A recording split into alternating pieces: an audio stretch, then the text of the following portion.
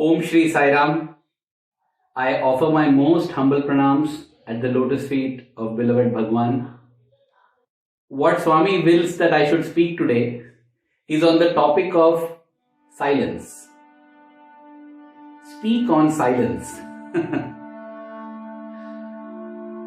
I remember Swami would often say, if you cannot understand my silence, how will you understand my speech? Because silence is something very, very powerful. We have heard that silence is golden, speech is silver. But what is this silence that Swami refers to? Swami would say that in silence, it is silence. Sai is watching us when we are silent. But does silence mean to keep quiet without talking? Does it mean only that? When there is silence, every word gets respected. No wonder Swami said, if you do not understand my silence, how will you understand my words? Even if we want to understand Swami's words, we need silence.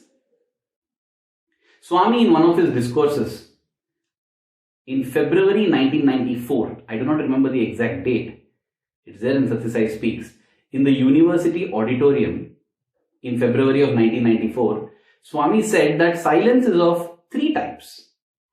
The first is Vak Maunam. Vak Maunam means silence of the spoken word.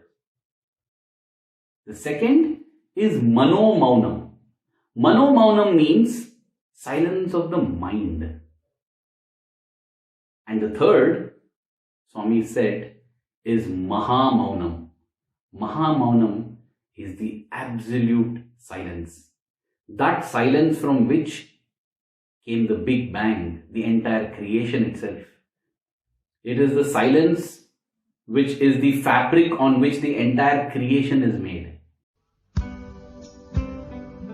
But then Swami says that you begin with Vak Maunam, begin with controlling your tongue, controlling your speech. If you can't cut it completely, reduce it. Swami would often say that among all the sense organs that we have, the eyes, the ears, the nose, the skin and the tongue is very special because it has dual function. It is the only sense organ that has dual function. It can taste food, it can also speak. So while all the other sense organs can get us addicted in only one manner, like our eyes, they can attract us and draw us by what we see, ears by what we hear, whether it is sattvic, devotional, beautiful music or rajasic music or tamasic music, the ears draw us, the nose through smell. In fact, in multiple discourses, Swami would give examples of how each sense organ by itself can lead us to destruction. The tongue is a nimble dancer. The tongue resides amidst 32 teeth and it dances daily without getting hurt. How beautifully the tongue moves, how flexibly it moves. Swami would give that as an example also to say that is how we have to live with tact in society. We have to do our task in such a manner that we are very soft. The tongue is the softest, no bones at all in it. We have to be very soft, yet we have to ensure that we don't get hurt. Beautiful, Swami would give so many beautiful examples. But in this example, Swami said the tongue is a nartaki.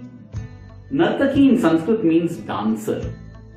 Swami would say it dances, and when it dances a little too much, there's a chance of uttering lies. There's a chance of uttering words that hurt others. There's a chance of expression of ego. All the 6 vices, Kama, Krodha, Lobha, Moha, Mada, Matsarya, find expression through the tongue when it dances a little too much. So how do you rein in this dancer? How do we control this dancer? Swami would say that the tongue is a dancer. Dancer is nartaki. Nartaki. Swami would say reverse it. Nartaki becomes kirtana. Swami would say kirtana or singing the name of the Lord is the way to control this dancer, nartaki, that is the tongue. So Swami would always encourage keeping silent as one of the most important sadhana, especially for youngsters. Learn how to control your speech.